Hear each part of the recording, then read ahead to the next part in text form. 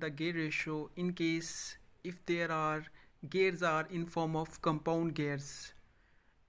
To find the gear ratio in form of compound gears, we simply divide the gears into pairs like we divide in the following figure. If you are watching, D1 is our first driver and F1 is our first follower, D2 our second driver, and F2 is our second follower.